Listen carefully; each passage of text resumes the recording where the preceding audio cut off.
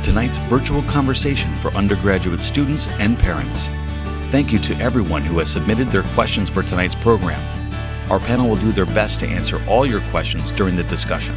So let's begin. Join us now live from the campus of Sacred Heart University with your host, Keith Hassel. Good evening, and welcome to the Sacred Heart University Q&A Hour, where we'll be answering your submitted COVID-related questions in regards to the upcoming fall semester. My name is Keith Hassel, and I'm the Executive Director of Career and Professional Development, and I'm delighted to be your host for this evening. We are very fortunate to have 5 outstanding panelists from a variety of areas across our campus. First, we have Gary McNamara, retired Fairfield, Connecticut Chief of Police and SHU Executive Director of Public Safety and Government Affairs. Gary also serves as our co-chair of the Coronavirus Management Team. Larry Wilk, Dean of Students, Chair of the Coronavirus Task Force for Wellness. Dr. Betsy Klacko, Medical Director of Sacred Heart University Health Services. Dr. Henry Yoon, Medical Director and Clinical Associate Professor at SHU Stanford. And last, but certainly not least, Dr. Robin, the Coronavirus Task Force for the fall semester. Before we begin, I want to thank all of our students, parents, and families for submitting questions, which we will try to get through as many as possible. We received an enormous response to our invitation to submit questions, so please understand that we will not be able to address all of them during this session. We will follow up individually with all submissions that were not addressed during the Q&A. During the next hour, we will be addressing several questions relating to quarantine protocols. I would like to remind everyone that the information on quarantine was shared in the August 7th update, which can also be found on sacredheart.edu/coronavirus. As we go through our submitted questions, please note that there are differences between states with current travel advisories to Connecticut, or so-called high-risk states, and those without. A current list of states with advisories can be found at ct.gov/coronavirus. So, to kick off this evening's program, let's get started with a few questions regarding quarantine and testing. Are we ready? All right, so if a student coming from a high-risk state provides a negative test within 14 days of arriving on campus, are they still required to quarantine on campus for 14 days? And if so, why? Keith, that's a great question, and what we really understand is that there's a lot of issues around affected states and non-affected states and the issues of quarantine. I think we all recognize the fact that we are fortunate in the state of Connecticut that our rate of infection is very, very low. So the state, and it's a state regulation, and we basically have followed state regulations and guidelines as we move towards opening. The state has indicated that those states with a high infection rate, we have to take extra steps to ensure that when people come back into our state, we keep our infection rate low. So the idea behind it is you test when you come in, and at the same time you are quarantined for those 14 days. And that quarantine means you're not leaving campus. It means you're very kind of focused on staying in certain areas. And that is done because we want to make sure that that 14 window is done so that there's not the chance that a student may come here infected. So the idea behind it is keep Connecticut low, bring everybody back in, and allow that 14-day window. Excellent, thank you. And as a follow-up, if a student currently lives in a high-risk state, can that student quarantine in a non-high-risk state other than Connecticut? Therefore, they'll be arriving on campus from a non-high-risk state. So if so, what documentation is required to confirm that they have quarantined prior to arrival on campus? Another great question, because we do find that there are people who may have relatives or may have family members who live in New York or Massachusetts, and now Rhode Island, in fact, was on the list, and now they're off the list. So the state quarantine basically says you have 14 days coming from your affected state into a non-affected state. So a lot of people, we've had some conversations with families who have indicated they're going to travel early, spend a few days in New York. Obviously, we want to minimize contact. But yes, to answer the question, you can come to a non-affected state and reduce the number of days you need to be quarantined on campus. So that is actually an option for everybody. You still have to fill out the state form. So you would have to fill out that state form, and in that form you'd indicate what state you're coming from. And then frankly, we're just going to want to hear about that when you come on campus. But that's definitely an option for you. Excellent. And if a student tests positive before move-in and they quarantine, when are they cleared to come back to campus? And do they need to have a negative test? So if a student tests positive, then they'd be required to go into isolation Once they meet the CDC criteria to end isolation, then they'd be welcome to come to campus. That criteria is typically about 10 days, as long as their symptoms are improving and they're fever-free for at least 24 hours. If a student was asymptomatic and tested positive, then it would be 10 days from their positive test date. Once they complete the isolation, then yes, they are free to come to campus. We do not recommend getting retested, and in fact, we don't require a negative test to enter campus. Instead, what we'd like is for the student to submit their positive test results to us. And when I say a positive test, that has to be a diagnostic test, so either a PCR test, a rapid antigen test. We can't accept an antibody test. Once they've completed their isolation, then they are free to come to campus. And this would apply to somebody who was diagnosed during the semester. If somebody is diagnosed and isolates, takes their classes online, once they complete their isolation criteria, then they are welcome to come back. Excellent, thank you.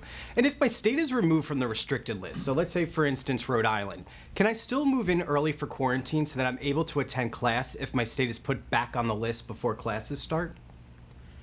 So yes, we've actually gotten that question from a number of the Rhode Island residents this week. And as long as you've had registered to come in early to begin with, we suggest that you do that. You continue to come in early so that in the event a state goes back on the list, you do not have to do the full quarantine. Great. And why are students from high-risk states allowed to quarantine with multiple other students in a suite? So that was one of the things that at the time was discussed with the state with regards to how do you bring those people from affected states in, and how do you keep them in their dorm room with a member of the dorm or another student who's coming from a non-affected state. Actually, our approach right now is that if you are coming from an affected state, you will be isolated or you'll be quarantined in your room by yourself or in another room and then brought together. So it's important that everybody understands this. If you are coming from an affected state, you are not going to be housed for that 14-day period with someone from a non-affected state. And that's obviously a big concern. We want to make sure that we get that out there so that people aren't really concerned about, because it doesn't really make sense why that would happen. So we want to clarify that. So hopefully we've done that. Excellent, thank you very much. And will the students in quarantine, be able to leave their dorm to go outside to exercise, or are they not allowed to leave the dorm whatsoever? So those students from the hotspot states will be allowed to leave their quarantine to, for example, go to the dining hall, pick up their meals, and return back to their room. They could leave for limited time if they wanted to walk by themselves, but they're not allowed to engage with other students outside of outside of their quarantine space. Great. And we've heard about cautionary quarantine. Would anybody be able to explain that to us? Yeah, these terms, I'll take a shot at it. These terms there's a lot of terms out there. So I think it's important that we understand what they are. When we talk about quarantine, it's hard. First of all, let's start with isolation. If you test positive, and the doctors may be able to help me with this, if you test positive for COVID, you are isolated, meaning that you are put in a location separate from everybody else for that period of time. Quarantine, the concept of quarantine, means that you may have come in contact with somebody or you may have symptoms, and we put you in a location. We have you stay in a location until you're tested, and then that triggers that quarantine. Cautionary quarantine is the concept of bringing people from affected states into the state of Connecticut. They're tested, so they come back with a negative test. But the cautionary quarantine means during that 14-day period, that time when the infection rate in your state is high, we want to keep you isolated from everybody else, and it's cautionary, meaning that you can still go and pick up your own food, you can still use the restrooms. We are not quarantining you into a dorm room and you're not allowed to leave. It's just a heightened awareness that you want to limit activity with someone else and you can still access certain activities. The activities are limited, but we certainly don't want to give the impression that somebody coming from an affected state is going to be quarantined in a box and kept there for a period of time. Cautionary, meaning we understand that it might be a little difficult. We want to kind of have some amenities to make it easier for the student to get through that period of time. Great, thank you for that clarification. And in the event that a student would test positive during the actual semester, where would they be quarantined? So ideally, what we are suggesting to all students is that if that was to occur to them, they should really prepare to go home and do the quarantine at home.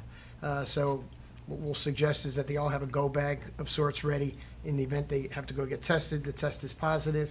They can then reach out to their parents if they need to come pick them up, or if they have a car to drive home. But obviously, we also realize that may not be possible for a number of students based on distance, based on personal situations at home with compromised family members. And in those cases, we have set up quarantine sites. We have our guest house in the West Campus that we'll be using as our primary site, and then we have some additional spaces as well set up on campus. Excellent. And again, in the event that a student would test positive, would all the students in their room, pod, and/or suite be required to quarantine?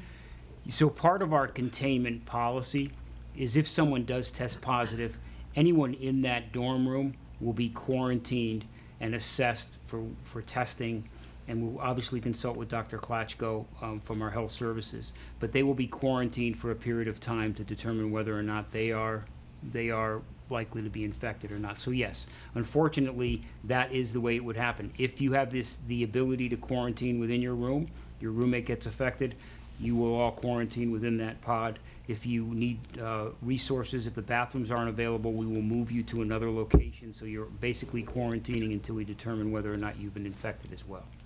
Great. And Dr. Klatko, we had a bunch of families who asked about specific timing for their testing. So when counting the 14 days prior to arrival, do the arrival date and/or the test date count towards the 14? So for example, if move-in day is August 28th, so August 14th is good, or is that the 15th day? So we have gotten a lot of phone calls about this, so I'm going to try my best to clarify. So the day that you get tested is considered day 0. So the next day would be day 1, the day after that is day 2, and so forth. So for instance, if you were moving in on the 28th, then the first day that you should get tested would be the 14th. So it's a full 2 weeks. So if you get tested on, let's say, a Wednesday, you have until 2 Wednesdays after that, if that's your move-in day. Hopefully that clarifies everything. So yeah, it's a full 2 weeks. You don't count the day you get tested as day 1, you count that day as day 0.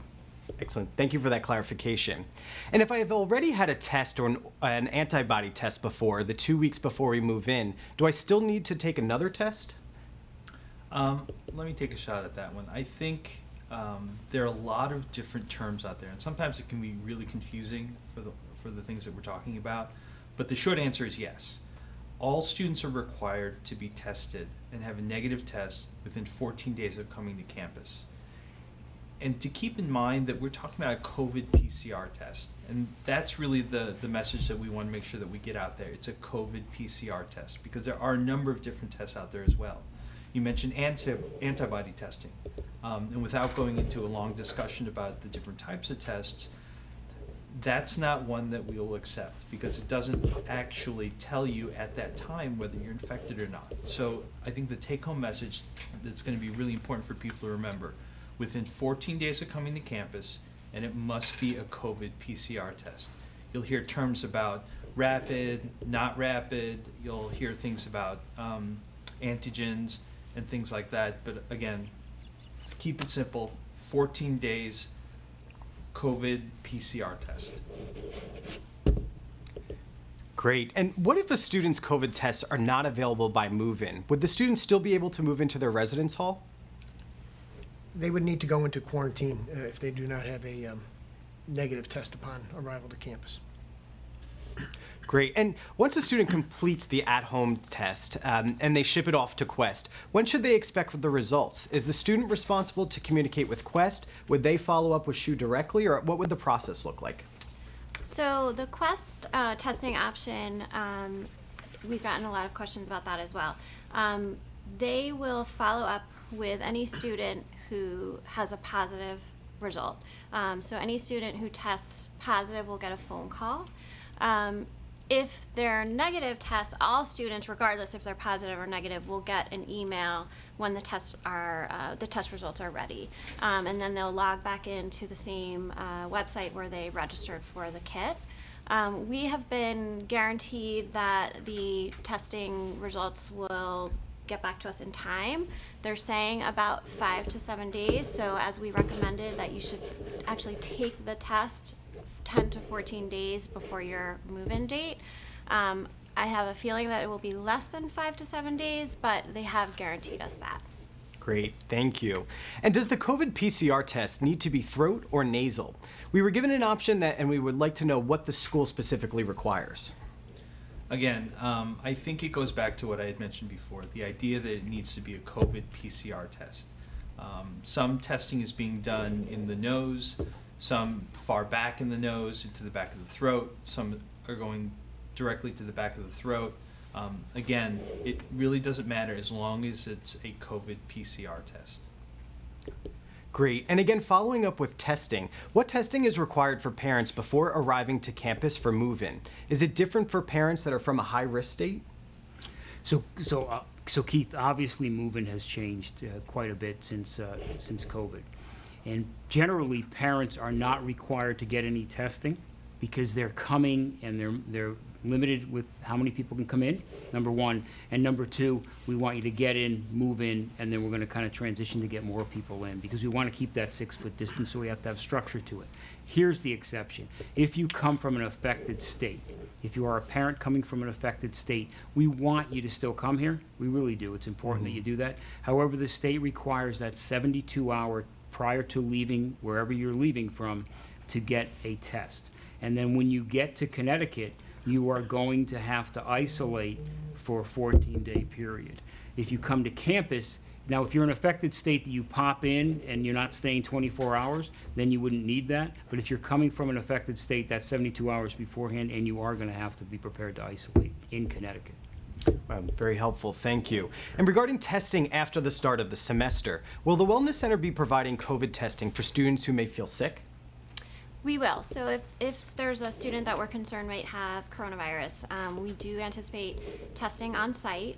We have ordered 2 PCR units that we will have in our health center, so we will be able to test students. And we don't exactly know, if we need to send a student out for some reason, we'll be able to do that. We have a priority relationship with St. Vincent's Testing Center, so we can send students for testing there. But yes, we do anticipate being able to test on site. Fantastic.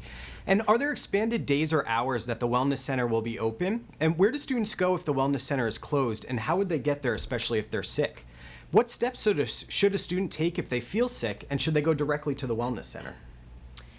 So if a student feels sick, they should call us. We are not going to be able to accept walk-ins this year just because we're going to try to minimize exposure. If we are expanding our hours, we are going to be open Monday through Thursday from 8:30 to 8 p.m. and on Fridays from 8:30 to 6. We will not be open on the weekends. So for after hours and weekends, we do have, as I just mentioned, a priority relationship with St. Vincent's, and there is an urgent care center close by. If students need transportation, they should contact Public Safety. Public Safety has outfitted one of their vehicles to be able to transport students. So that will be an option for students who don't have a car on campus or a way to get there. Excellent. That's great to know. Thank you so much. Keith, I'm sorry Please. to interrupt. If I could just add to that a little bit, I think what's really important is that Sacred Heart has made it a priority, and many of you may have seen this on their website, where the elements that they focus in on include treating. Sacred Heart recognizes that the safety and care of all their students is of paramount importance. And I really need to, point out that Dr. Klacko and her team have tried to incorporate all those different elements on how to not only assess the needs of the students, but really manage them in all different kinds of scenarios, all the way from the very simple and perhaps straightforward to recognizing that they need to reach out to community resources, and they've already developed those networks. They're ready to go. So parents should really feel confident in the fact that from that standpoint, we're ready, we're prepared, and we're set to go. Great. And since students may contract the virus after taking the actual COVID test, has SHU ever considered implementing a rapid testing capability on campus? So again, we will be testing students on site. And the PCR units that we've ordered are rapid PCRs. The rapid antigen tests are not as accurate, so we don't recommend those tests. But yes, we will be able to test on site. Great. And we've had a few parents who had concerns about what if their student gets COVID? Will they be able to bring their child home? And if not, will there be someone here on campus making sure that they have everything that they need? So, look, our focus is always on prevention. We know that. We're taking a lot of steps. We've discussed at one of the other events on prevention, and that's really important. We also now have shared with you the fact that our health services has the capability to test, and we have other resources to do that. If, in fact, somebody becomes positive, the initial option would be to take the student home. In other words, if you have the capability to do it, and we encourage you ahead of time to have that conversation and develop that plan. So if something happens where you want to bring your student home, you can certainly do that. So that's number one. If you can't, and again, there's a lot of circumstances around that. We have designated isolation rooms, and they are rooms on our West Campus that are set up and designated just for this purpose. So they are staffed with the ability to have food, restrooms, showers, television sets, phones, so that the student who has to be isolated on campus can do so in a very comfortable area, and yet at the same time have the ability for telehealth, because we're required to have telehealth conversations with them daily, and our health services are prepared to do that, and at the same time utilize our ShoeFlex, which we already talked about quite a bit, but that allows an isolated student to go there and not miss any classes and have the ability to be isolated from everybody else for that period of time. But again, we encourage you to, if you can't take your student home, or if you can, do that and have that plan in place ahead of time. Great. That's very helpful, and thank you so much. So at this point, we'll wrap up the testing questions, and we're going to shift gears to academics. So will the professors maintain regular in-person office hours for students with help and additional discussions? Hi there. We're encouraging all faculty to hold virtual office hours. The offices are small relative to social distancing requirements. So every faculty member will have virtual office hours. Great, thank you. And in addition, Dr. Cotton, have hospitals accepted SHU students for their clinicals recently? For that information, you should contact directly the program directors of each program, because it varies tremendously across different programs across the 6 colleges. So I don't want to speak for individual programs. Can't make a general statement. Understood, thank you. And there was also questions regarding the rationale for having students stay home after Thanksgiving. There were parents concerned about students going home in the weeks leading up to finals and not having access to resources and support that they need to succeed on their exams. Right. So faculty are prepared for ShoeFlex, including the change in face-to-face instruction, no face-to-face instruction after 11/24. And we'll bear that in mind when assignments are given. So there's no need to be overly concerned about that. They should be providing the students with the requisite resources they need to do the assignments that they're given. Very helpful. And if a student wants to attend online only, is that an option for all majors, including those that have labs? No, for nursing, it's not as straightforward. And I would, if you're a nursing student, you should contact the program directors directly and get the specifics, because they're not offering all their classes, or particularly their labs, online. Can students keep the same classes if they elect to study fully online? Yes, for those, and virtually, most of the classes can be done online. I made those exceptions for nursing labs, but all natural sciences, those labs can be done online as well.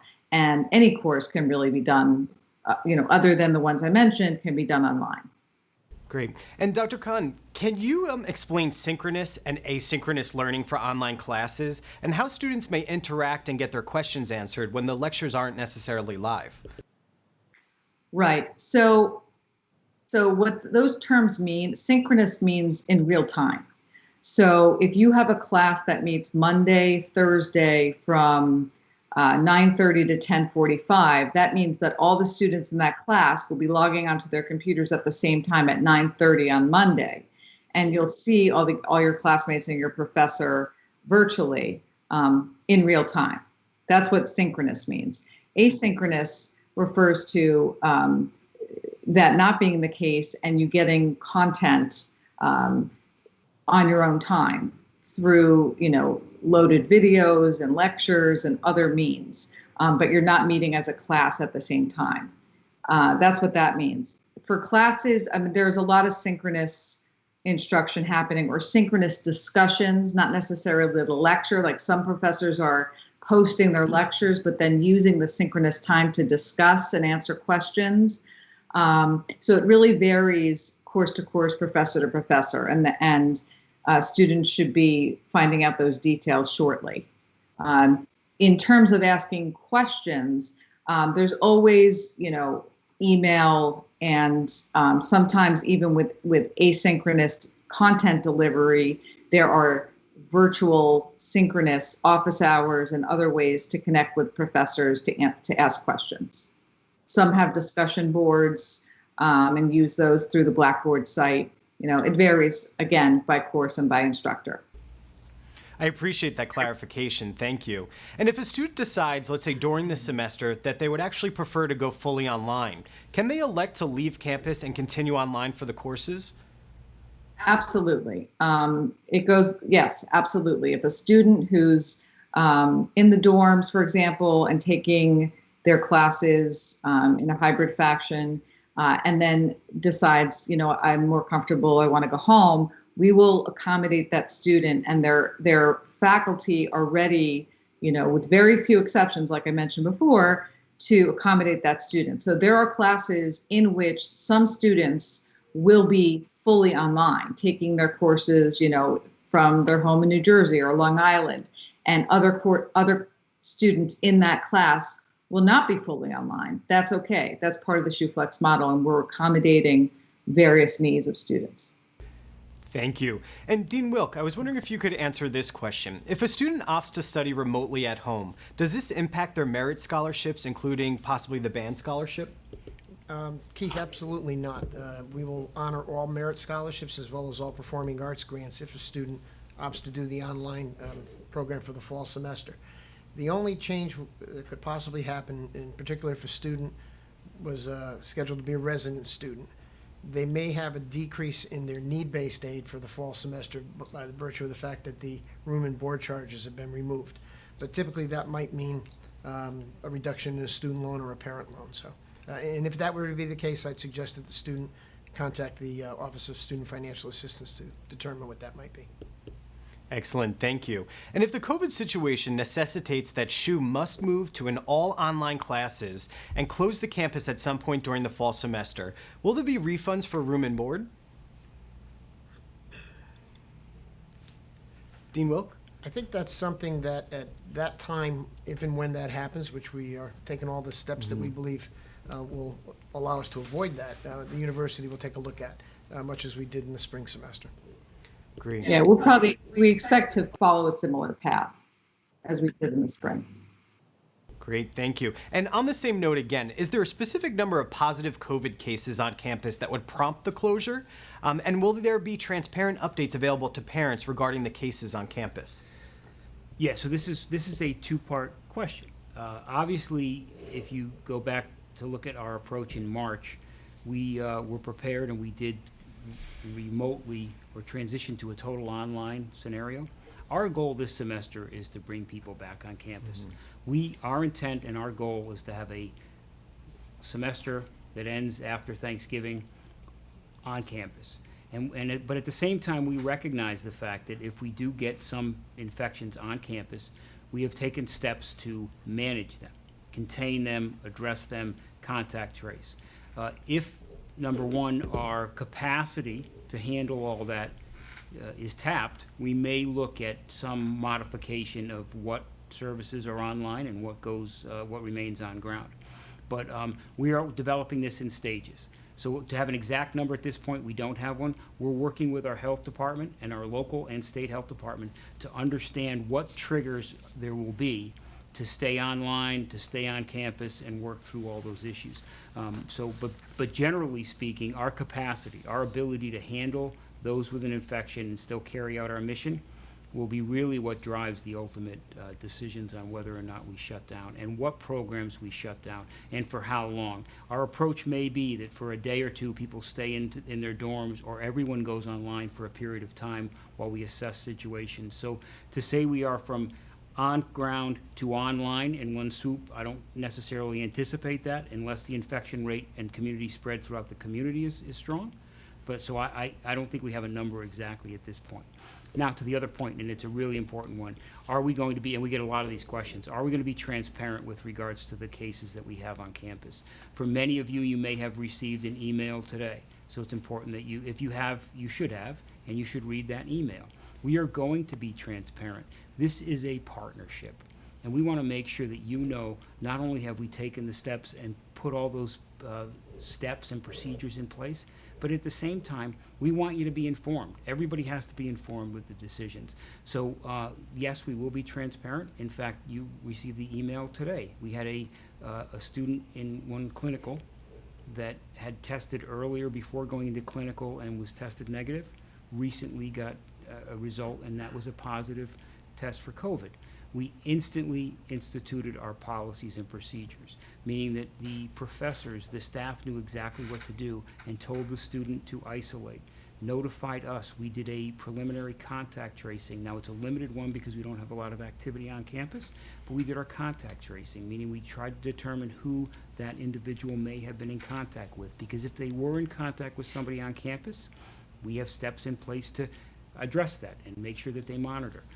Fortunately, this student was asymptomatic, meaning that had this student not been tested, we may never have known. So the testing is positive that we had her, that we had the student tested.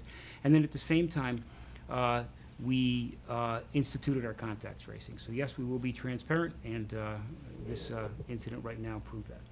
And I just want to kind of add that it's important that students are transparent with us as well. So if there's a student who is tested outside of campus, maybe at another urgent care center or hospital, and tests positive, it's really important that they report back to us so that we can mitigate and contain the infection rate on campus.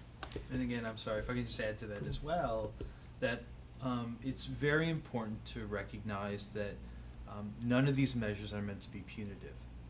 And that's often the concern. Well, what will I miss out on? What will there be some sort of punitive measures? How will this affect me negatively? And again, what we're trying to do is we're trying to keep everyone safe, including anyone who happens to be positive. So Sacred Heart has really made efforts to put plans in place that if students become positive, that all their needs are taken care of. And measures are taken so that this isn't a punitive condition. Great. I appreciate the clarification. Thank you. Now, next, let's address questions regarding the specifics of a variety of safety protocols, beginning with MoveIn. So the first question is, my student has an early drop date of 8:15. Are parents allowed to enter her dorm room to help her drop off items to make things go faster? And additionally, how many people may be able to assist her? Okay, Keith, before I answer that, I'm just going to circle back to that last question too, since everyone else had their opportunity for 2 cents. But it's also going to be my opportunity for a paid political announcement. So as Henry was mentioning, we're taking steps, and it's not punitive. A lot of students are going to hear about our Pioneer Promise that we have asked all students, faculty, and staff to take. And with this Pioneer Promise, we're asking every student and every faculty and staff member to agree to protect themselves, protect other pioneers, protect the campus community, and even the greater community at large. In addition to that, as part of our protocols, we have purchased 10,000 Sacred Heart logoed face masks that we'll be distributing to everyone on campus as well. So I think we're making all of the efforts all around campus. And getting back to this question, as Gary mentioned earlier, we want the parents to come to campus with their students. We want them to have that experience of seeing where they're going, dropping them off, that every parent should experience. Students are allowed to bring 2 guests with them at the time of early arrival, as well as when they have move-in. And sadly, because of COVID protocols and crowd sizes and social distancing, you're going to need those two people because you're not going to have the usual army of Sacred Heart pioneers that are there to greet you and carry all your bags up and down the stairs. So yes, we welcome the parents and we want them to come. Excellent. And as a follow-up, will we be providing the usage of bins and dollies for move-in, or must the students provide their own? And again, another victim of COVID situation. No, we're not going to have the dollies and carts available. So if families have them and want to bring them to help themselves in moving the belongings in and out, we welcome that. Excellent. And again, in regards to early drop-off, do we all need to have negative COVID tests before they enter campus? No, not for the early drop-off. Students are going to be here for a limited amount of time. I believe we've given them like an hour block each to kind of come and get what they need into the resident halls. And we've limited the number of blocks per resident hall at each time. So we've spaced people out. We've spread people out. The contact that the amount of contact they're going to come into with anyone other than their own family is going to be very limited. So. Great. And aside from our residential students, are commuter students allowed on campus prior to the first day of classes to pick up their books, parking passes, hand sanitizers, and masks? Or do they have to wait until the first day of classes on August 31st? They're going to need to provide us with a negative test if they are to come to campus early. Otherwise, they can pick all of those things up beforehand. In particular, in terms of books, if you're ordering books, what the bookstore has been encouraging is that you have them delivered home. Good to know. And can commuter students access the PPE offered, and how would they do that? Okay, so there is no difference. The only difference between a commuter student and a residential student is where they reside. So yes, commuter students are going to have access to the PPE, the masks, the 4-ounce bottles of sanitizer, and we're going to work out a process in which we notify them where they can go to pick those up. But they have full access. In fact, we kind of encourage it and almost require it that they come pick up their PPEs as part of the protection aspect of it. Keeping in mind that there is hand sanitizer, there are wipes, there will be spray bottles throughout campus, but the individual PPEs will be provided to all students. Faculty and staff members, frankly, will get all the same PPEs. Great, very interesting. And are there restrictions in place for students when they want to leave campus? Let's say to go shopping, out to eat, etc. And can you be specific about where the shuttle will take students? And so to use the word restrictions is maybe a little overbearing. We're asking students to try to stay on campus as much as possible, to not leave the campus, again, as part of that Pioneer Promise, to help maintain the safety of everyone by minimizing contact with anyone off campus. But we do know that students are going to have some needs as the semester goes on. They may have to run to the store to pick up some things. So our shuttle will be running to places like the mall. Additionally, again, at the mall, there are some restaurants, and on occasion, students may want to go in small groups, their suite pods or their roommates, whatever, to grab something to eat off campus. So they'll be going to the mall and the Brookside shopping area where there's a grocery store. And then for those students who need it, and staff and faculty, will still be running our shuttle to the transportation center for the train and ferry to Long Island. Great. And in regards to on-campus, being social, will students be able to have their friends from other dorms visit them in their dorm? Unfortunately, we've had to really limit our visitation policies for this year on campus. So students may only have guests from within their resident hall area in their rooms. The number of guests are basically almost like one-on-one for the traditional style freshman halls. In our apartments and suites for our upper class students, it's the capacity of the apartment plus 50%. So a 6-person apartment would be able to have no more than 9 at any given time. And overnight guests will not be allowed in any of our resident halls this year. Okay. Thank you again for that clarification. And after the start of the semester, what is the visitor policy for parents to visit students on campus or pick up their students from campus? Can parents enter the dorms? So again, we welcome the parents to campus, and I'm sure there's going to be some times that the students are going to want to see them, particularly with a care package in hand, or maybe to take them out to a meal, a nice meal off campus, but they will not be allowed to enter the resident hall. So the students will have to come down and meet them at the front door of their hall. Great. And can students leave campus to visit home overnight, or must they stay on campus? Are there any protocols or processes for when a student returns to campus after being home for the weekend? Again, students may go home if need be, and we prefer that they use that if need be rather than just going home on a regular basis, because again, we're trying to minimize their amount of time off campus. They do not need to report it unless they are going home to a state that is still a hotspot or high-risk state. And the potential that students will, then face is they'll have to quarantine in order to come back. Great. And I think that you pretty much just answered this question, about would they have to quarantine if they did go out of state for family events, et cetera. But another question that we have is, can you talk about the air conditioning and filtering systems in the building and whether any updates have been made? Yeah, so a lot of work is being done by a lot of different areas in the university, but our campus ops has gone through each building and assessed the air filtration system. We know that's gotten a lot of discussion as of late.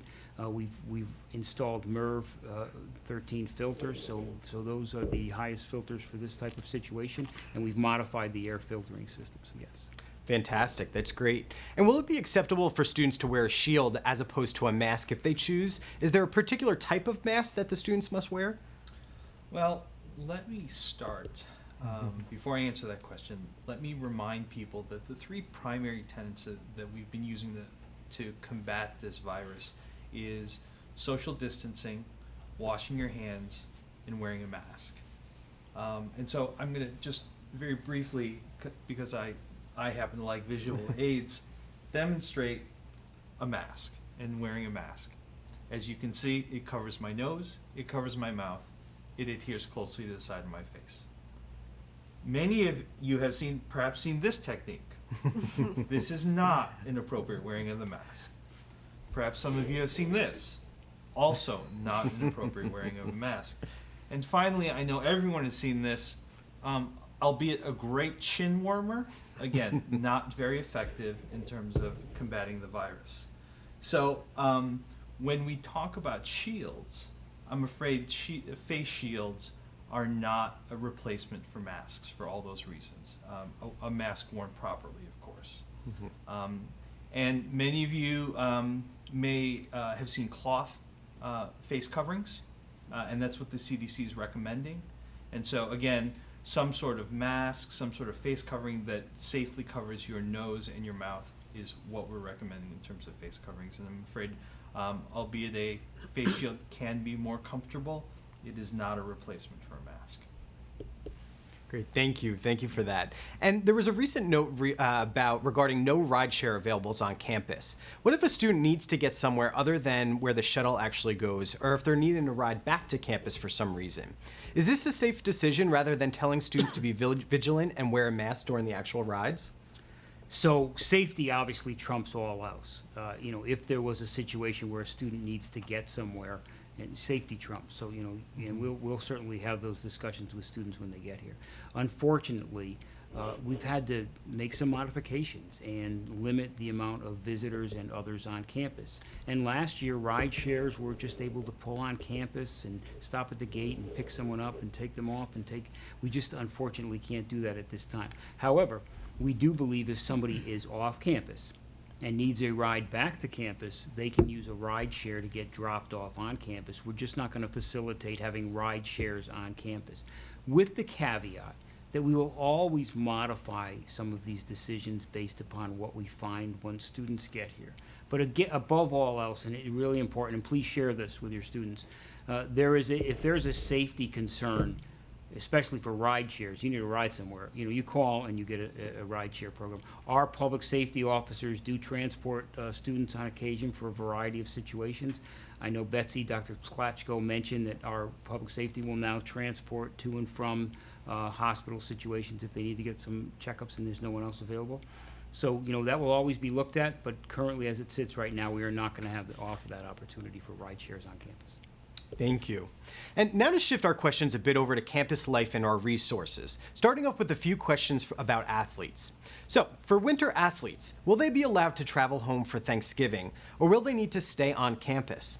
I'm assuming that if they are allowed to go home, they will need to come back to campus after Thanksgiving weekend and finish the semester out at school versus remotely.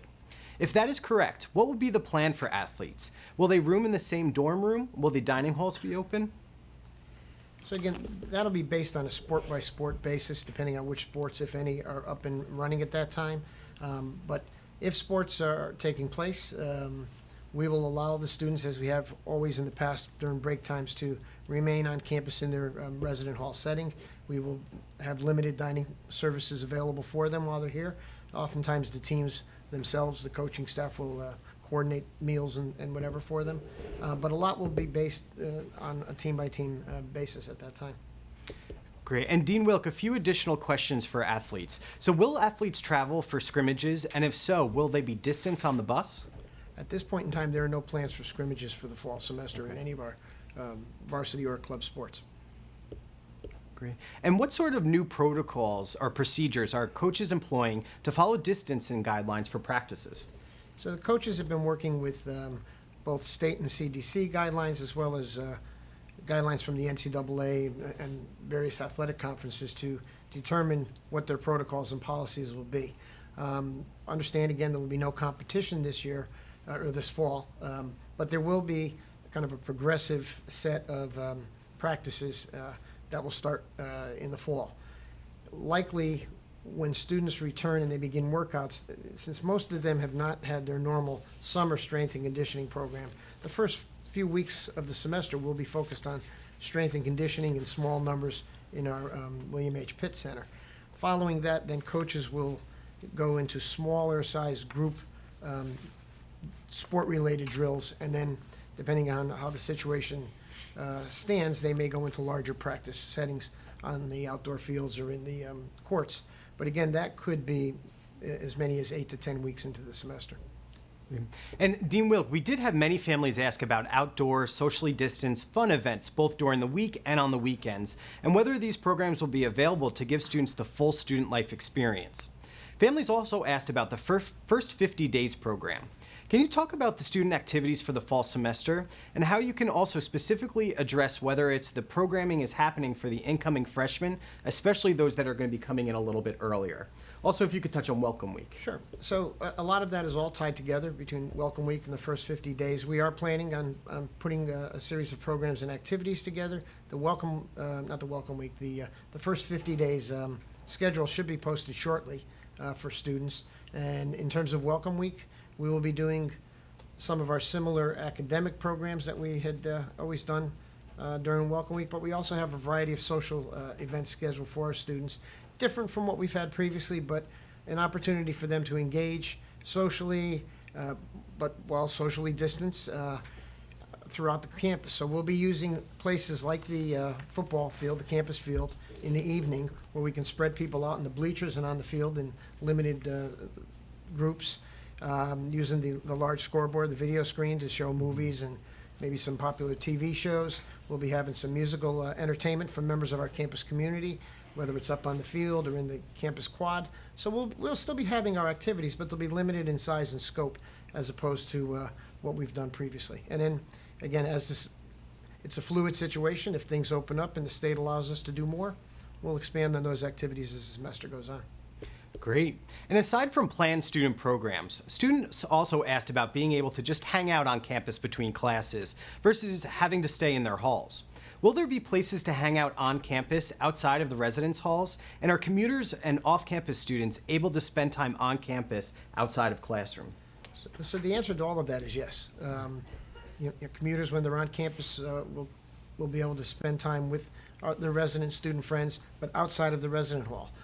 We've expanded seating capacities in some of our outdoor dining areas. We have some tents that we'll be putting up around campus, and we've ordered, Gary, you may know the numbers, 200 of the Adirondack chairs that we're going to be spreading out all over campus for students to kind of socially distance, but gather in small groups, 2 to 4, to just relax and engage with each other.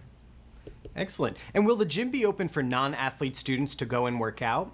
Will workout classes, such as Zumba, be available for small groups, perhaps even outside? And will the gyms have an advanced sign-ups or any other restrictions?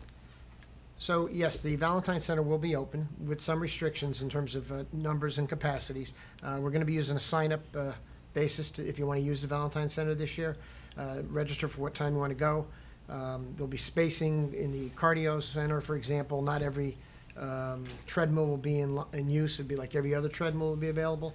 In terms of cardio classes, we're going to be moving some of them into the gym area in the Valentine Center so that, again, we can spread them out as opposed to using the aerobics room. We will still have availability of the golf simulator and the bowling alley. And speaking of the bowling alleys, that'll be part of the social events that we'll be offering to the freshmen during Welcome Week in the first 50 days. But again, the numbers will be reduced, the capacities will be reduced. And also, to the question about outdoor activities, one of the Welcome Week activities, I believe, is a sunrise yoga outside on the football field. So That sounds fun. that's, you And might want to join it. in regards to dining, how will eating in Linda's and 63s work? Is it takeout only and students have to bring the food back to their dorms or off-campus residences? And will 63s still have buffet-style food? It is not takeout only. The seating capacities in 63s and Linda's will be reduced for the semester, as would the capacities in JP's and some of our other dining areas. But students will have the option of takeout, ordering online, or if seating is available both indoors and outdoors, staying there and eating. We would suggest, not suggest, but again, the table sizes are going to be limited to allow for proper social distancing. So again, you'll be talking about groups of 2 and 4. In terms of the buffet, everything will be served. There will be no going through the line and serving yourself. So you'll go through the line and the dining services staff will be serving you. The plates will all be stacked behind the line and the plate will kind of move along as you go along. In other areas, there will be just grab and go items that you can take and go. Great. And we also have received a lot of questions about work-study jobs. Will there be opportunities for students during the fall semester? Work-study jobs are still going to be available. As we mentioned, we're going to be operating a lot of these areas, for example, in the Valentine Center, so we're still going to need people working the front desk. Certainly, we're going to need a lot of work studies in our area to help us with the social distancing at some of these events and activities, so anyone who's interested should kind of reach out to us. And for those students who need it, we're working on some virtual work-study positions as well. Excellent. And what about the library? Will that still be accessible to students? And what will the protocols there look like? Hi, Keith. So yes, absolutely. The library will be accessible to students. However, we do need to maintain the socially distanced requirements required of us by the state and the CDC. So it won't be business as usual, but it is open for business for students.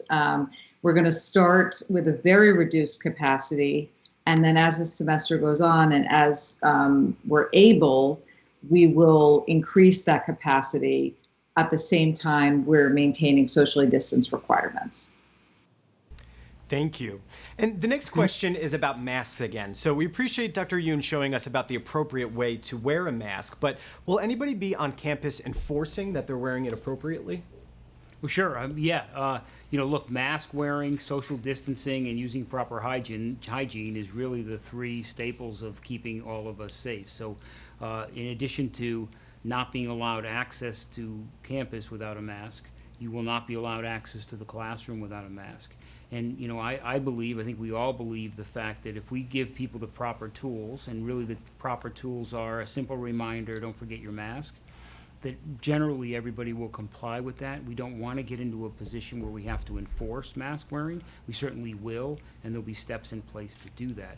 They won't be allowed in class, but again, our hope is that a simple reminder campaign for everybody on campus to remember that. I have to wear a mask. We all have to wear masks. I think that will go a long way. But if we have to on those occasions with those individuals that choose not to, we frankly have to enforce that.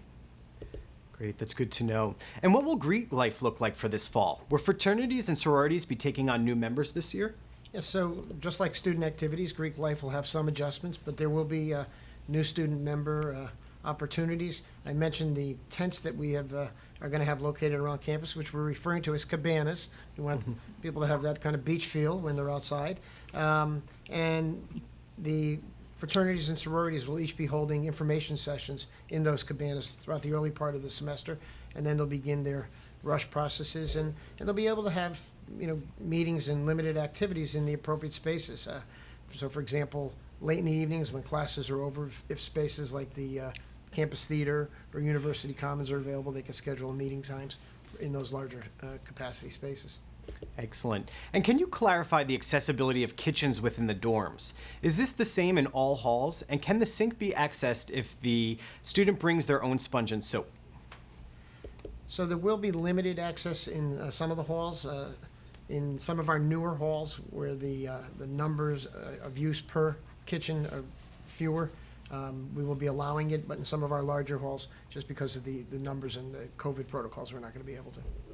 Understood. And our next question is, if my student decides to remote learn from home before the start of the classes, can we be refunded for the room and board that was already paid for the fall? And what is the deadline? That's basically similar to our refund policies that we have in place. So any student who withdraws from the resident halls during the first week of the semester would get 100% refund. After that, if they decide to leave in subsequent weeks, the applicable amount of our refund policy would be adjusted on their account. Great. And in regards to the meal plan, on what date can students start using the actual meal plan? All meal plans will be turned on for all students beginning on August 25th, the first day of moving. Great. And back to quarantine, how do you know if students from high-risk states are staying under quarantine in their rooms? Will someone be enforcing that they will not be subjecting others to the virus? Yeah, I mean, quarantine, if you are in quarantine, we expect you to stay in quarantine. This year, we've kind of increased our lock procedures. And what I mean by that is you will need to swipe your card to get into a lot of areas. Staff, faculty that in the past may not have had to, they have to do that as well. So we'll be able to track and monitor students' ability to get around campus and monitor that. But at the same time, we have to do a really good job of explaining to the students why they're being quarantined. Because at the end of the day, we are all trying to have a safe semester. Mm-hmm. So we have to send the message that if you're in quarantine or if you're isolated, you're in isolation or quarantine, not as a punishment, as was mentioned earlier. It's because you're trying to keep us all safe so that we can continue the semester. So I would be surprised if we have to tell people that twice, but certainly we have ways in which we can ensure that people are properly quarantining or staying away from others. The last thing we want is for someone to spread the infection elsewhere. Absolutely. And what policies will be in place to address or attempt to prevent larger off-campus gatherings?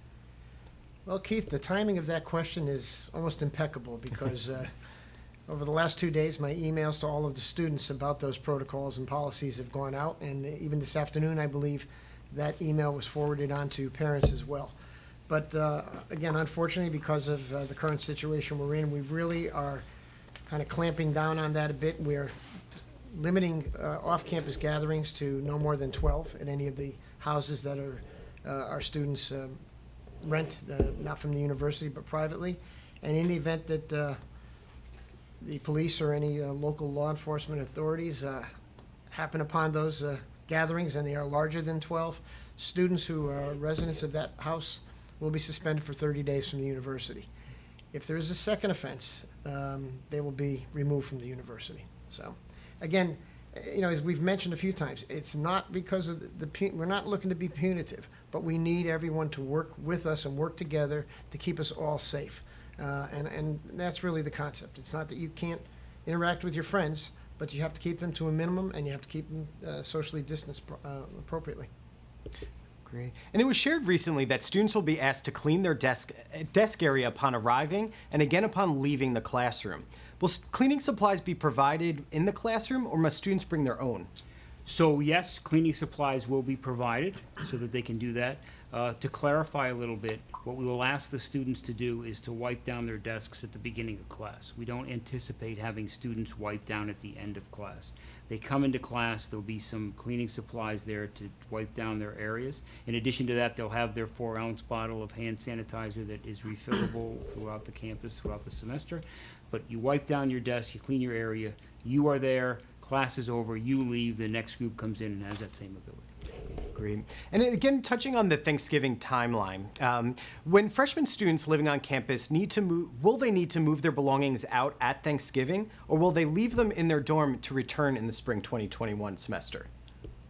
Certainly at this time, Keith, it's probably too soon to almost respond to that question, but I guess my simple answer would be if we are all here on campus in Thanksgiving, that's a good sign. And I would suggest at that point, moving forward, they'd probably be able to keep them here over break. Fantastic.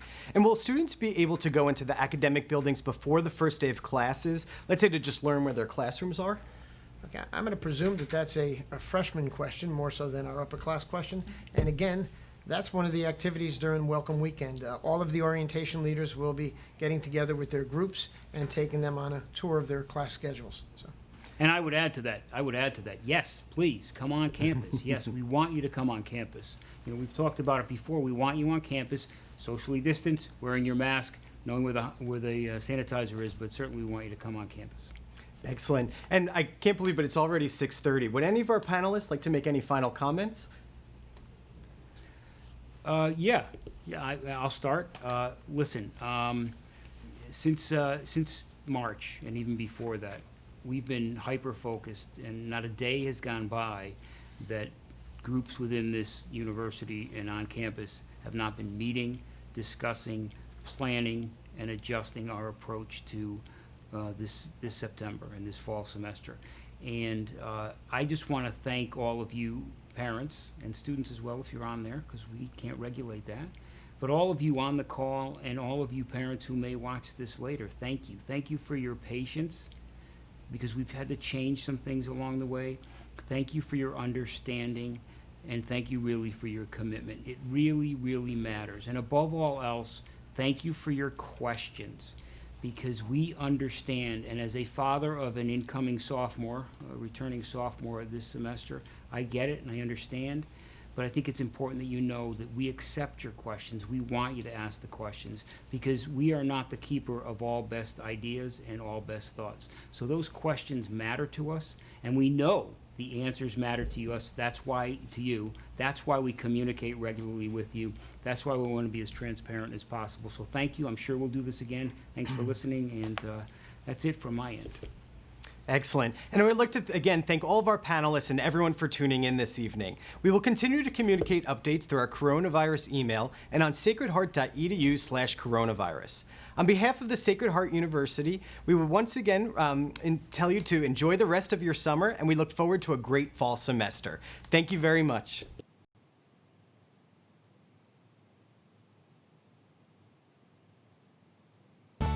Thank you for joining tonight's conversation. To learn more, visit sacredheart.edu.